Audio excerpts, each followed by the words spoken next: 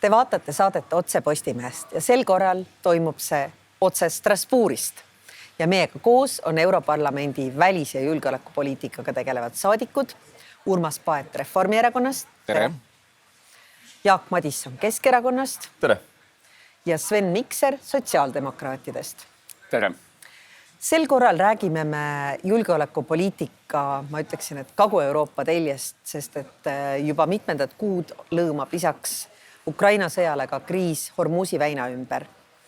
Meie eesistujariik Küpros asub otse selle julgeolekukriisi perimeetris ning lisaks toimub ka Ankaras seekordne NATO tippkohtumine. Palju kõik need asjaolud, ma mõtlen just Hormuzi lisandumine, Küpros kui eesistuja ja ka siis Türgi kui järgmise NATO tippkohtumise korraldaja on nihutanud Euroopa julgeolekudebatti Kagu suunas. No eks ta ikka on, et juba ju iseenesest need suured mõjud kogu maailmale, mis Ameerika rünnakutest Iraani vastu ja Hormuzi väina sulgemisest on tulnud, et seda ju tunnetavad täna peaaegu kõik maailma riigid ühel või teisel moel. Nii et ta on igal juhul tõstnud selle piirkonna fookusesse ja need loetletud riigid, Küpros või ka Türgi, siis loomulikult see kõik toimub nende vahetus läheduses. Nad on ju ka tunnetanud seda ka oma siin õhuruumi rikkumistena näiteks. Nii et lühike vastus on, et jah. Ja selles kontekstis muidugi on äärmiselt oluline, et selle tõttu ei kannataks nii otsene tähelepanu kui ka rahanduslik tähelepanu kui sõjalise abi tähelepanu Venemaa tegevusele Ukrainas ja üldse hübriidsõjale Euroopas. Et niikuinii siin on riskid, kuna see kõik on ju kestnud juba aastaid ja tähelepanu kipub paratamatult hajuma. Et praegu on siis kõigi nende roll, kes saavad aru, et Vene-Ukraina vastase sõja tähendus ei ole kuidagi lahjenenud, et see ei kaoks nüüd selle Hormuzi konflikti või mingite muude maailmas toimuvate konfliktide varju. No siin on tegelikult teine faktor veel, et loomulikult kõik kriisid võistlevad maailma tähelepanu pärast. Ja kui lahvatab mingi uus konflikt või sõda, nagu siis suhteliselt siiski veel värske Pärsia lahe relvakonflikt, et siis see tõmbab kindlasti tähelepanu teistelt konfliktidelt ära, aga Hormuse väina sulgemine ja selle majanduslikud tagajärjed avaldavad ka survet näiteks sellele, et otsida asendusi neile ressurssidele, mis siis on tänu selle väina sulgemisel kas läinud tublisti kallimaks või mille kättesaadavus on vähenenud, et esmajoones loomulikult nafta ja siis fossiilsed kütused, aga ka näiteks väetised ja juba oleme ju näinud siin Lähis-Ida sõja algnädalatel, kuidas ameeriklased üritavad esialgu õnneks küll ajutiselt leevendada neid piiranguid, mida on pandud näiteks Vene fossiilsete kütuste importimisele. Samalaadne surve tegelikult eksisteerib ka väetiste osas, sest ka väetised ju väga suurel määral toorainena kasutavad gaasi ja Venemaa on ajalooliselt olnud ka üks suurimaid gaasitarnijaid, nii et selles mõttes on see surve mitmesuunaline, nii et ma arvan, et jah, meie asi on seista selle eest, et me ei lõdvendaks survet Venemaale ja teisest küljest, nagu ka Urmas ütles, ei laseks siis Vene agressiooni Ukraina vastu kuidagi ekraanilt välja vajuda. No kui me vaatame ikkagi 9. maid, siis ma arvan, et Ukraina on hoidnud päris hästi seda Venemaa agressiooni Ukraina vastu fookuses. Et ikkagi ju, ma arvan, et iga Euroopa riigi meedia mingilgi määral, kes suuremal, kes väiksemal määral kajastas siis suurt jutumärkides võidupüha paraadi Punasel väljakul, mis ei olnud väga just paraadi moodi. Ja kui me vaatame ikkagi viimaste nädalate Ukraina väga aktiviseerunud droonirünnakuid Venemaa vastu, siis isegi kui võib-olla mõned lõuna- või lääne-eurooplased tahaksid justkui unustada, et Ukrainas käib sõda, siis seda on suhteliselt raske teostada, kuna Ukraina oma aktiivsusega tegelikult on hoidnud seda pidevalt fookuses. Aga loomulikult tekivad uued faktorid, nii nagu juba eelkõnelejad juba rääkisid, et ilmselgelt Hormuzi väin mõjutab palju laiemalt tegelikult Euroopat, kui on võib-olla kõik Euroopa riike mõjutanud Ukraina olukord. Aga mis nüüd edasi saab, et loomulikult see kõik juba sõltub sellest, et kui passiivseks edaspidi Euroopa, mida me teeme tegelikult meie enda siis kütuseturuga, samuti juba mainitud väetiste küsimus, et tegelikult ühe käega on ju Euroopa viimaste aastatega just nimelt väetiste olukorda kahjustanud. kas või väga hea näide on tegelikult Eesti on oma territooriumilt üks suuremaid ühe väetise tooraine ehk turba eksportijaid olnud ja selle tootjaid väetiseks, aga seda me oleme järjepanu hakanud kinni panema, et täita rohepöörde eesmärke. Aga nüüd, kui meil on probleem väetistega, siis me vaatame, et kus me väetisi saame, kui meil on tegelikult impordikriis. Et seega, eks see Euroopa nüüd sööb oma seda lõunat, mille ta on kokku keetnud kahjuks. Aga kas see reaalsus hakkab päevakorda tulema mitte nii kiiresti, kui ta võiks või loodaks? Rääkides Euroopa lõunast, niipea kui veebruaris konflikt algas ja tegelikult oli ju kohe sattus löögi alla ka Küprose eesistumine, mitmed Euroopa Liidu riigid liigutasid oma mereväe vahendeid ja ka lennuväe vahendeid tegelikult Küprose juurde, kas Küprosele või Küprose lähedusse. Kas me võime seda tervitada kui Euroopa solidaarsust, et Euroopa on valmis üksteise eest seisma, riigid nagu näiteks Prantsusmaa ja britid, kes sinna läksid, või on see ikkagi selline ressursside killustamise küsimus, et kui midagi viiakse Küprose kanti, siis see tähendab ju, et neid asju ei ole saadaval näiteks Läänemere piirkonnas? No ühest küljest on ta loomulikult solidaarsuse väljenduseks. Britid loomulikult on siin natukene erilaadses olukorrast. Esiteks nad ei ole ju enam jupimat aega Euroopa Liidu liige, aga olulisemana nad omavad tegelikult suveräänseid sõjaväebaase Küprose territooriumil. Ja teadaolevalt nende Iraani droonide, mis siis Küprose õhuruumi sattusid ja Küprose julgeolekut ohustasid, nende sihtmärgiks ju tegelikult ei olnud mitte niivõrd Küpros, kuivõrd just nimelt need samad Briti baasid. Nii et see, et britid siis oma sõjalist hoiakut regioonis tugevdasid, oli täiesti ootuspärane. No samamoodi kindlasti Kreeka, kellel on ju erisuhe Küprosega.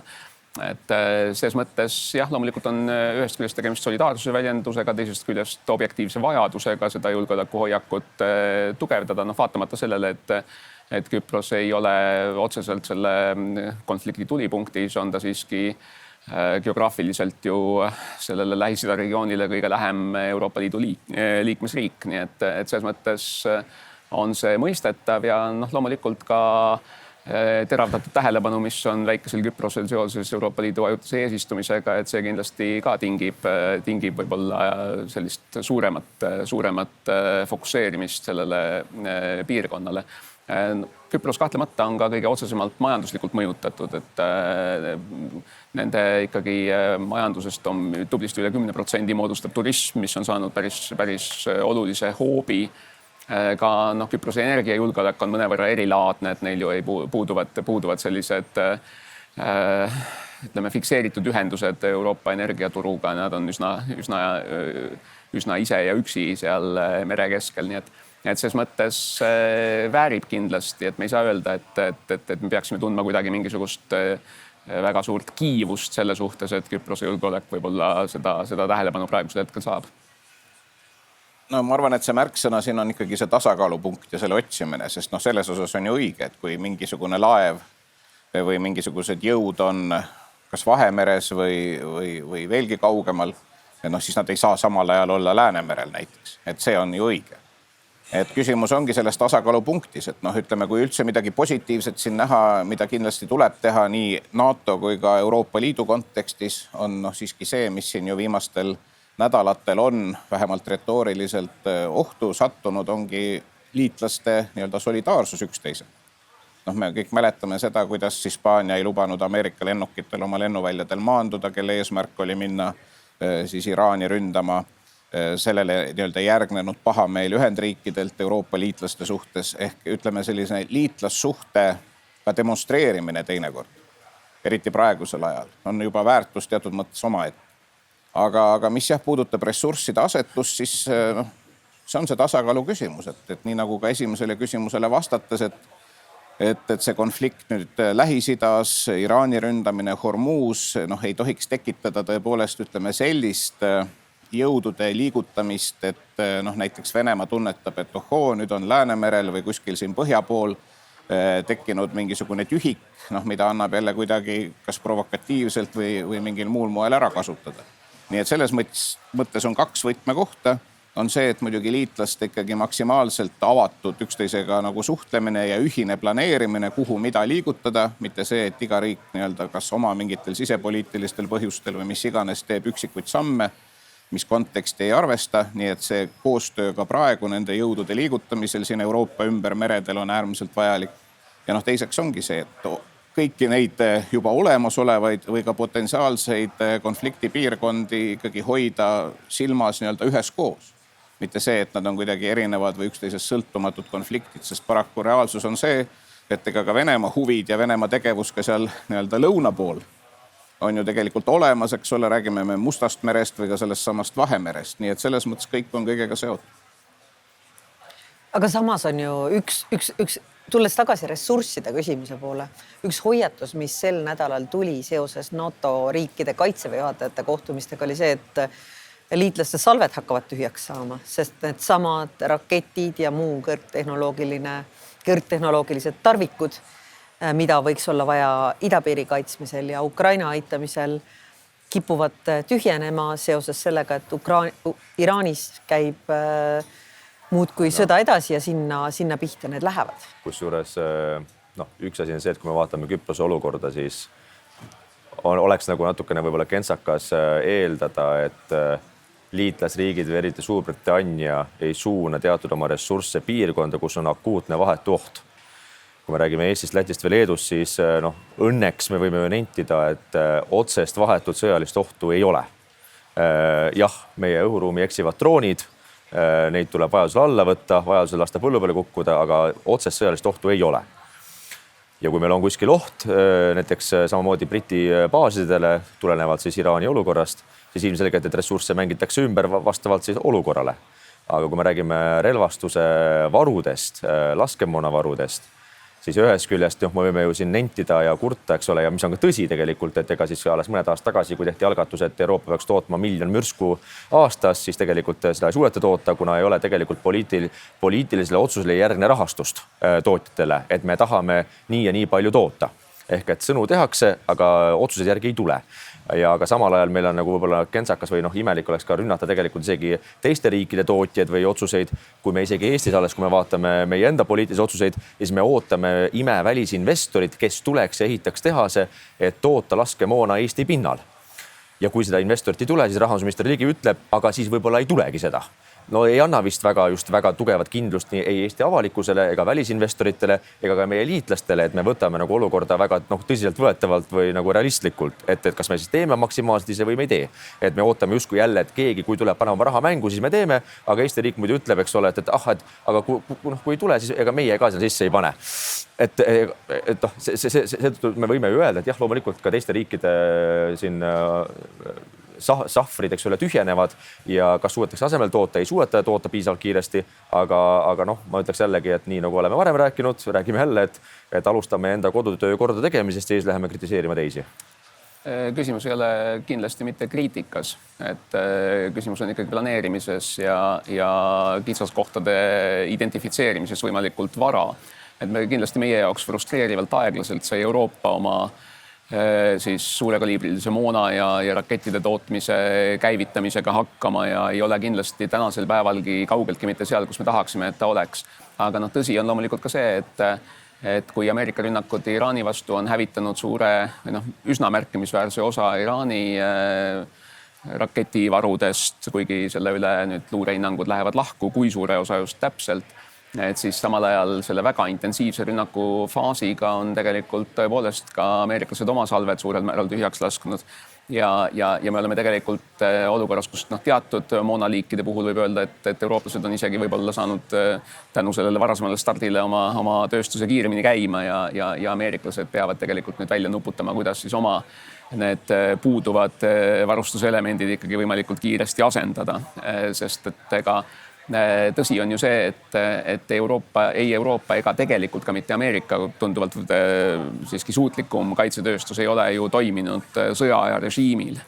Samal ajal kui nii Venemaa kui Ukraina ikkagi väga suurel määral oma majandused on viinud sõjaaja režiimile ja see on arusaadav, sest sellises intensiivses kineetilises sõjategevuses see varustuse ja moona kulu on erakordselt suur ja seda tuleb jooksvalt igapäevaselt asendada ja uuendada. Ja see ei ole olnud olukord, milles on olnud viimaste aastate jooksul eurooplased ja ameeriklased. Nii et selles mõttes jah, meil on pikk tee minna.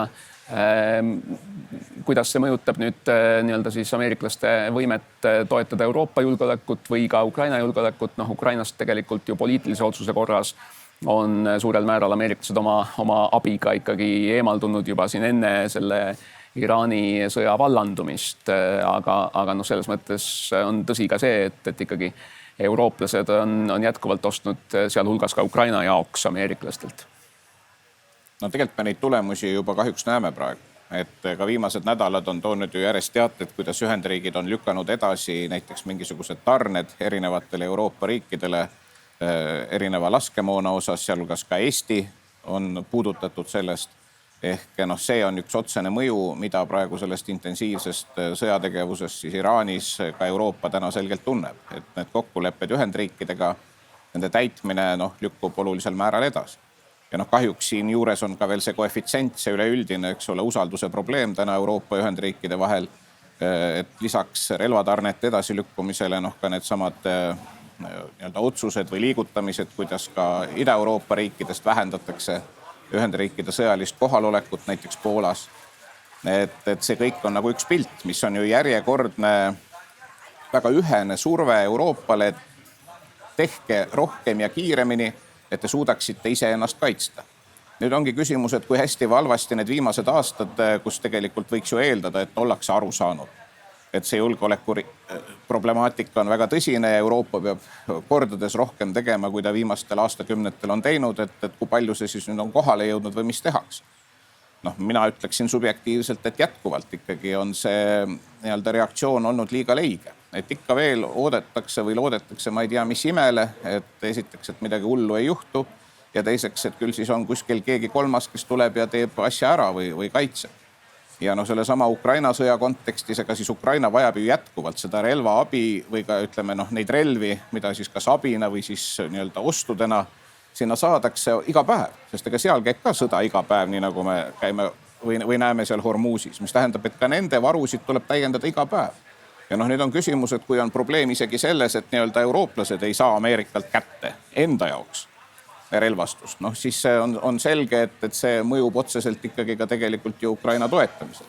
Nii et ka selles kontekstis kõik need võib-olla põhimõtteliselt õiged arutelud teemad, kuidas ka Euroopa ja Euroopa riigid peavad täna enne kõike panustama siis Euroopa kaitsetööstusele ja selle tulemustele. Teoreetiliselt on see õige, nii tulebki teha ja ammu oleks tulnud teha. Aga täna on meil akuutne vajadus piltlikult öeldes saada Euroopasse, sealhulgas Ukrainale abiks relvastust ja varustust nüüd ja kohe.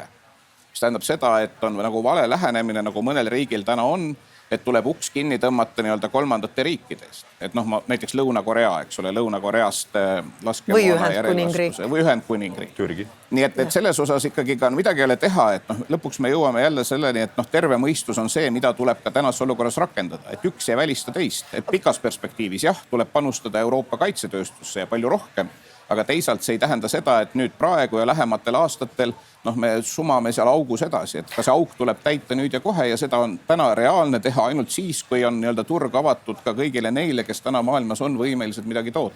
Urmas Paet, teil on fraktsioonis uuenevas Euroopas omajagu prantslasi. Mida teie prantsuse kolleegid selle peale ütlete, kui te ütlete, et teeks koostööd ikkagi nagu ka brittide ja lõunakorealastega? Me ei maksa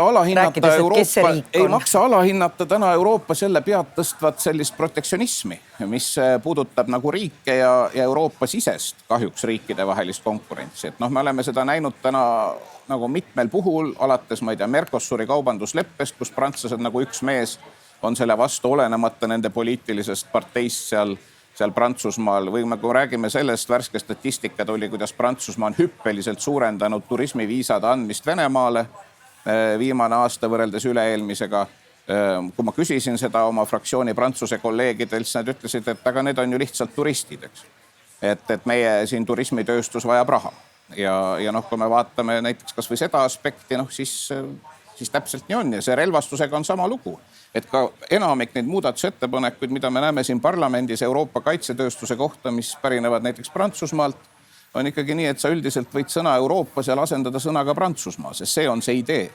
Et ikkagi ka kui vaatame eelseisvat finantsperspektiivi Euroopa Liidus ja seal kaitsetööstuse stimuleerimiseks minevaid vahendeid, siis kahjuks rääkida sellest, kuidas on nüüd saabunud üleüldine arusaam, et Euroopa erinevate riikide kaitsetööstusettevõtted ongi avatud tegema üksteisega koostööd.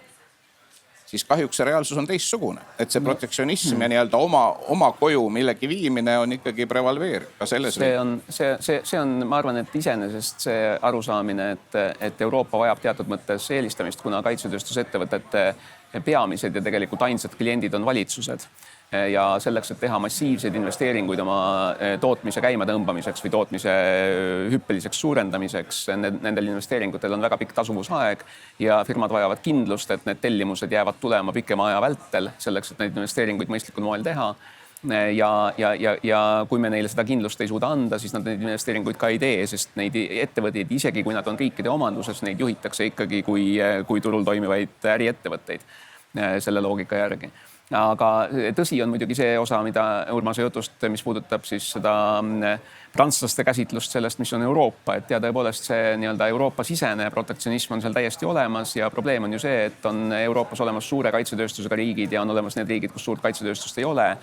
Ja suure kaitsetööstusega riikides ikkagi kaitsetööstus loob väga palju töökohti, loob väga palju SKT-d, väga palju maksutulu ja see ei ole mitte nii-öelda Euroopa ühine maksutulu, vaid on siiski nende asukohariikide maksutulu. Nii et selles mõttes nad turvavad jah oma turgu ja see on nagu probleem, sest sellisel juhul väikeste riikide nagu Eesti suurenevad kaitsekulutused lähevad töökohtade loomiseks Prantsusmaal ja Saksamaal ja suurte riikide loodetavasti kunagi kasvama hakkavad kaitsekulud lähevad samamoodi nende töökohtade loomiseks Prantsusmaal ja Saksamaal ja see jutt nii-öelda sellest, et Euroopa mured on ühised mured, see päriselt selles kontekstis jällegi ei päde.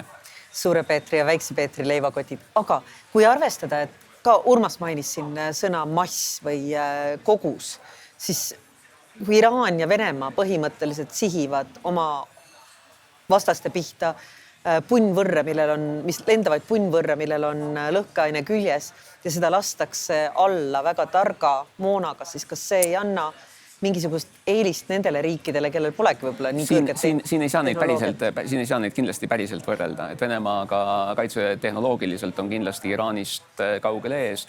Iraanil on olemas tõepoolest olnud aastate jooksul tuumaprogramm, sõjaline tuumaprogramm. Kui lähedal nad olid selle relva omandamisele, selles osas luureandmed lähevad väga lahku ja kui möödapääsmatult vajalik oli selle rünnaku toimepanemine just nimelt praegusel hetkel, ka siin ilmselt eurooplasi ei ole ameeriklased päriselt suutnud veenda, et see oli nii-öelda see vältimatult vajalik rünnak. Aga Iraani trumpkaart selles konfliktis ei ole ju tegelikult see, et neil oleksid eriliselt kõrgtehnoloogilised relvasüsteemid. Nende trumpkaart on see, et nad suudavad tegelikult tänu geograafilisele asendile kontrollida seda maailma kõige strateegilisemat veeteed, mida läbib viiendik maailma fossiilsetest kütustest ja märkimisväärne osa maailma väetistest ja veel paljudest teistest strateegilistest ressurssidest.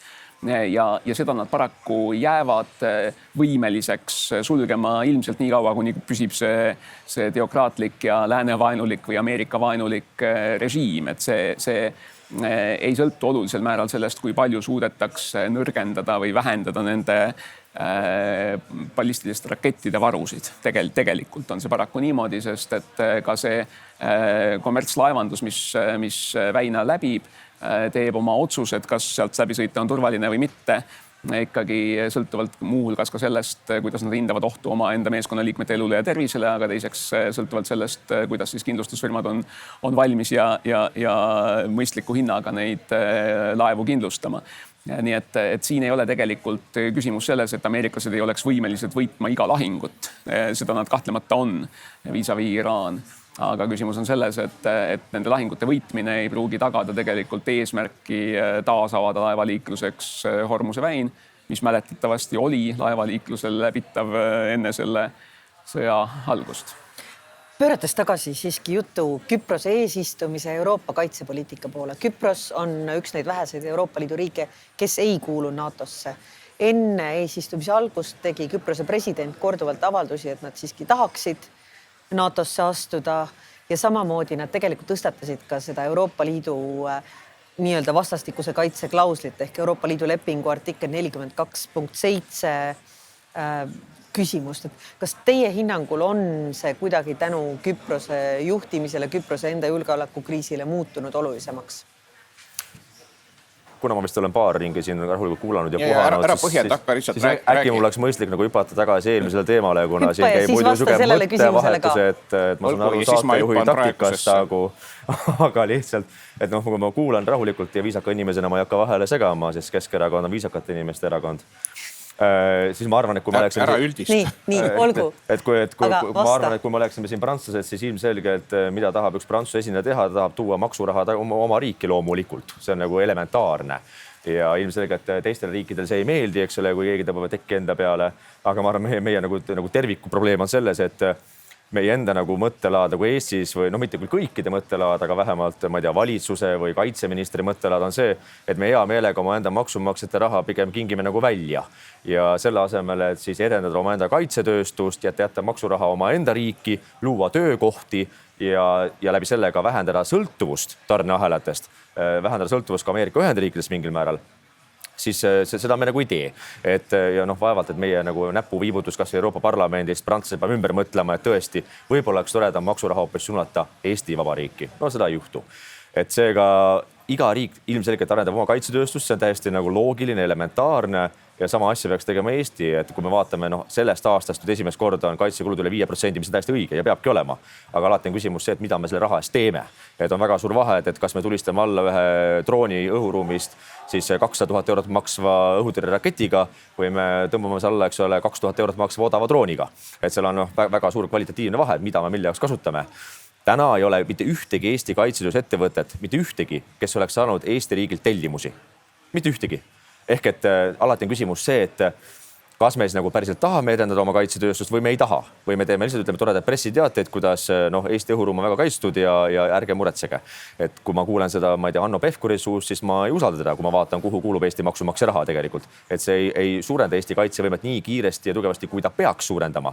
Et selles mõttes me võiksime šnitti võtta väga prantslaste mentaliteedist, kuidas seista oma enda nii-öelda tööstuse või kaitsetööstuse eest. Aga Küprose asi, et kas Küpros pääseb NATOsse, noh tõenäoliselt ei pääse NATOsse, et piisab sellest, kui üks riik paneb veto ja Türgi ilmselgelt, kellel on siiamaani teatud territoriaalsed küsimusi Küprosel asuvate piirkondadega, siis me vist väga ei kujuta, et isegi juba see, et Kreeka ja Türgi koos NATOs on juba natukene väike nime. Aga et Küpros sinna saab tõenäoliselt kahjuks mitte. Kas nüüd Euroopa Liidu enda kaitse ühtsus hakkab sellest nagu arenema Küprose juhtimisel? No ma arvan, et see aeg lendab niivõrd paganama kiiresti, et kaugele pole jõulud, kui Küprose eesistumine saab läbi. Ehk 42-7 ei... Kui ma peaksin nagu, ma ei ole ennustaja ja mulle ei meeldi nagu ennustada kohvipaksu pealt, aga kui ma peaksin nagu panema panuseid kuskil siis loteriis, siis ma mängiksin selle peale, et ei, seda ei juhtu. Urmas Päät. No kuna jah, toodi sisse siin ka muud teemad erinevalt, mida saatejuht küsis, siis... Eelmine teema, millest libisite rahulikult üle. No okei. Ühesõnaga ma selle kohta nüüd ütleks ka, et igal juhul Eesti ja ütleme meie suurusega riigid jäävad kaotajaks, kui nagu leppidagi selle olukorraga, et meil on Euroopa Liidu eelarve, sealt läheb mingi ressurss kaitsetööstuste stimuleerimiseks Euroopas ja see on okei, kui nagu põhilise võtavad seesama Prantsusmaa või mingid muud suuremad tegijad. Et siin ei ole jutt täna nii-öelda Prantsuse eelarverahast või Prantsuse maksumaksja rahast otseselt, sest seda riigid saavad teha niikuinii oma eelarvete kaudu, kui palju nad kaitsesse panevad või ei pane. Praegu on jutt ikkagi Euroopa Liidu nii-öelda täiendavast ressursist, mis siis liigub esimest korda ajaloos päris suures mahus või võiks liikuda, kui see eelarve lõpuks vastu võetakse ideaalis siis Euroopa Liidu eelarve kaudu. Ja siin on selge, et muidugi iga riik ka selles kontekstis võitleb enda eest, eks ole, aga ma arvan, et a priori nagu öelda või leppida, et Prantsusmaa nii-öelda igal juhul teeb oma huvides puhta töö, siis see ei ole Prantsuse riigi eelarve, mida me siin täna arutame või mida üritatakse kokku leppida. See on Euroopa Liidu eelarve, mis tähendab, et ka väiksemad ja keskmise suurusega riigid ikkagi peavad olema nagu väga, väga selgelt jõuliselt selles arutelus. Mis puudutab seda 42-7 või Euroopa Liidu enda kaitsevõimet, siis iseenesest Euroopa Liidu ja NATO suhted ju aastate jooksul on tegelikult õnneks arenenud ja liikunud lähemale.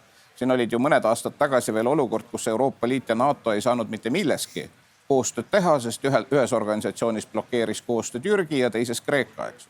Sellest faasist ollakse paljudes asjades üle saanud, nii et see koostöö täna nende kahe organisatsiooni vahel on siiski nagu olemas paljudes asjades. Mis liikmelisust puudutab, never say never, eks ole, kui mingil hetkel Türgi kalkulatsioon jõuab nii kaugele, et millegipärast nad leiavad, et ka neile on kasulik, kui Küpros kuulub NATO-sse, siis ju ta siis sinna saab, eks ole.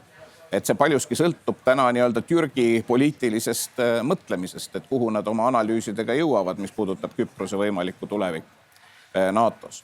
Mis puudutab Euroopa Liidu kaitsekoostööd, siis ma ei tähtsustaks siin üle eesistuja riiki. Et selles mõttes, et selge, et jah, Küpros täna on nii-öelda nõrgas positsioonis, kuna nad NATO-sse ei kuulu. Nende ainuke teatud mõttes selline konks laiema kaitsekoostöö osas ongi seesama Euroopa Liit ja tema kaitsekoostöö klausel. Aga siiski ma arvan, et Euroopa kaitsekoostöö nagu areneb, aga väga visalt. Ja see ei tulene täna Küprose eesistumisest. See tulenebki pigem ikkagi sellest meie suhete madalseisust Ameerika Ühendriikidega ja sellest ikkagi ka Euroopas küll visalt, aga siiski levivast arusaamast, et Euroopa peabki iseendaga nagu järjest rohkem hakkama saama. Nii et kui me vaatasime ka näiteks siin mõned kuud tagasi, kui Ühendriigid verbaalselt Gröönimaa kallale läksid ja siis, eks ole, kuidas Euroopa riigid reageerisid, et ka siis, eks ole, oli jutt, et okei, meil on see NATO turvavõrk number 1, aga ajad on sellised, et me vajame ka seda teist turvavõrk, mida saab pakkuda ainult Euroopa Liit siis läbi oma kaitsekoostöö klausli. Ja see on ka, et kui me vaatame Islandit või Norrat täna, kes arutab järjest rohkem Euroopa Liiduga liitumist, siis nagu nende see põhiline, miks nad seda täna teevad, on seesama tegelikult ka Euroopa Liidu nii-öelda võimalik kaitsekoostöö. Lisaks siis täna nii-öelda NATO omal. Ja kaitsetööstusest rääkides, polemiseerides pisut Jaaguga, et on selge, et Eesti vajab kaitsetööstust, Eesti vajab edukat kaitsetööstust, aga see kaitsetööstus saab edukas olla esmajoones siis, kui ta suudab eksportida seda, mida ta toodab. Loomulikult, kui on väga hea, kui Eesti ostab ka omamaist kaitsetööstuse toodangut, et selles osas me oleme kõik, ma arvan, täitsa ühte meelt. Aga kui Ameerika Ühendriigid, Saksamaa, Prantsusmaa, nende kaitseettevõtted võivad olla edukad siis, kui nad suudavad edukalt müüa ainult oma enda valitsusele, sest need suured riigid tarbivad lihtsalt erinevaid varustuselemente sellises mahus, et see võib anda tööd tervele sektorile.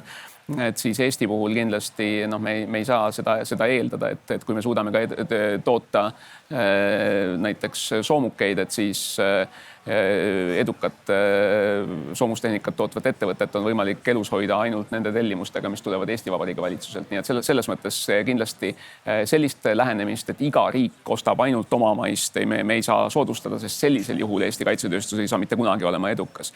Aga see artikkel 5 ja artikkel 42.7, et ega tegelikult me ei löö ühtegi vaenlast surnuks lepinguga.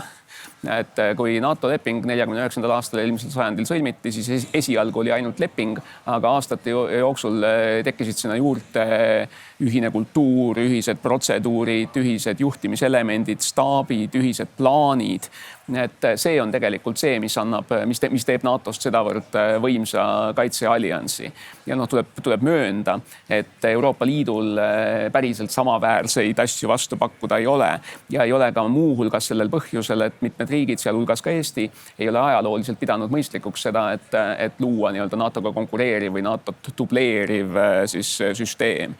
Et eks me peame nüüd nii-öelda hindama seda, kuivõrd õnnestub seda transatlantilist koostööd esmajoones just seda poliitilist usaldust elus hoida. Et meie eesmärk kindlasti peaks see olema. Aga võib-olla me peame ikkagi mõnevõrra olema valmis ka dubleerima teatud asju, mida NATO on teinud Euroopa kontekstis.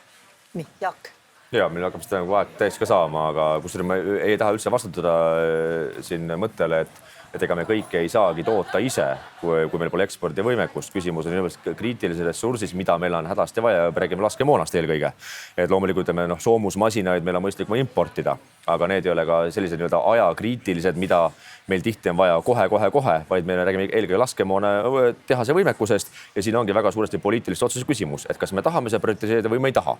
Tänane probleem on selles, et eks sellele kindlasti oskab Marran Urmas Paet paremini reformimast vastata, et miks Kristen Michal, Jürgen Ligi ja Hanno Pevkur ei tee seda, mida teeks iga normaalne riik, kes on Venemaa naabruses, sõda käib 2000 kilomeetri kauguses ja me vaatame, et me jookseme ajaga võidu. Et see on täiesti igasugu, tsiteerides, et see ühte peamiste kandidaatid terve mõistuse loogika vastane.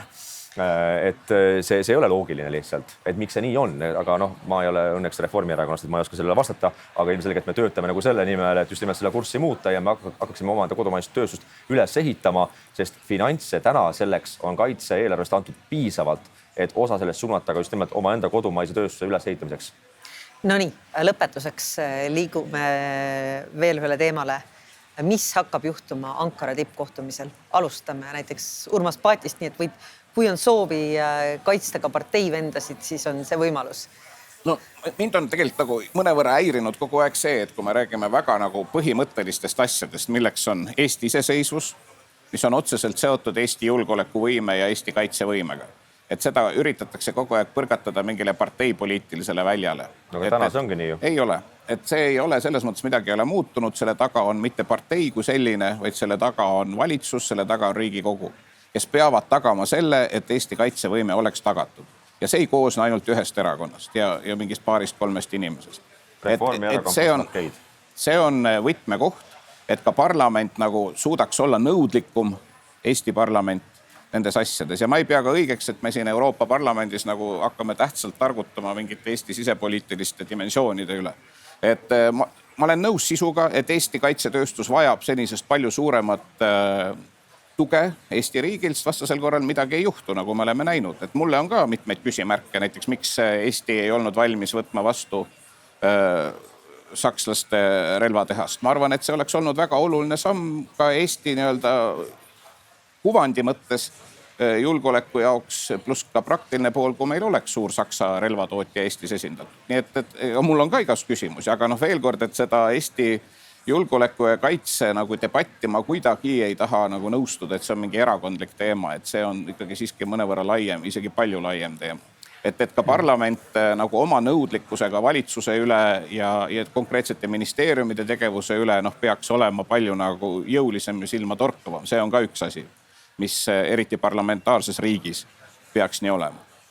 Aga küsimus puudutas NATO tippkohtumist. Mis toimub Türgi pealinnas Ankaras vähem kui 2 kuu pärast. Ei arusaadav, et korraldajamaast tulenevalt kindlasti ka see lõunadimensioon ja sealhulgas laiem Lähis-Ida ja Iraan ja kindlasti need kõik on seal fookuses.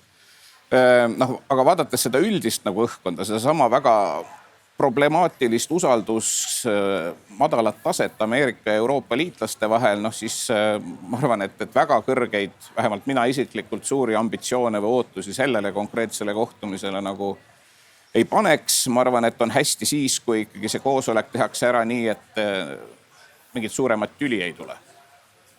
Tak. Ma nõustun täiesti osaliselt, aga aga lihtsalt ma arvan, et see on selline natukene puru silma ajamine, et meil on parlamentaarne ikkagi. Meil on parlamentaarne riik, ma meenutan sulle. Ja kus on vist 40 kohta Reformierakonnast ja ülejäänud sõltuvad Reformierakonna armust valitsuses. Päris nii ei ole. Et faktiliselt ikkagi see ütleme, et kui Pevkur tuleb mingi ettepanekuga Riigikokku, siis need parlamendiliikmed koalitsioonist hääletavad nui 4 nii nagu vaja selleks, et loota uuesti Riigikokku pääsemisele, mitte oma mõistusega. Et seega ma arvan, et sa alahindad Riigikogu liikmete. Ma arvan, sa ülehindad nende intelligentsi päriselt. Adekvaatse mõtlemist. Et seega, aga samas ma saan aru, et sa ei saagi midagi muud rääkida, et kuidagigi siis ma ei tea pehmendada Reformierakonna tegevust. Et seega, aga Ankaras jah, et hea on see, kui kõik jäävad enam-vähem ühte ruumi ilma kaklema minemata ja tullakse sealt enam-vähem tervena välja. Et suuri lootusi seal üles seatud ei ole. Pigem on küsimus see, et kuidas vältida suuremaid konflikte ja karisid. Aga eks lootus on ka tihti lollide lohutus. Sven, teil on lõpusõna.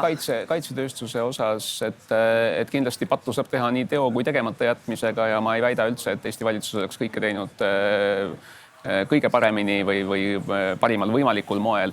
Aga samal ajal, ütleme, kaitsetööstusettevõtte rajamine Eestisse on märkimisväärne investeering ja seda ei saa päriselt niimoodi teha, nagu üks erakond kunagi avas Tallinnas Lasnamäel seal munitsipaalpoode või muid taolisi asutusi, et seal peab olema ikkagi, nagu öeldud, selline toimiv pikaajaline äristrateegia taga, et kuidas see ettevõte tegelikult panustab Eesti majandusse, kuidas ta üleüldse toime tuleb. Et ses mõttes jah, me kindlasti tahaksime näha, et asjad jooksevad tunduvalt kiiremini, kui nad päris elus kipuvad jooksma. Aga tippkohtumise osas ja väga harva ühel tippkohtumisel sünnib midagi suurt positiivset ja läbimurdelist. Et kui siis tegelikult see suur töö tehakse ikkagi tippkohtumist ette valmistades ja pärast siis tippkohtumisel nii-öelda käepigistusega fikseeritud otsuseid ellu viies, et see on see, kus päriselt toimuvad muutused ja need muutused ei toimu selles koosolekuruumis.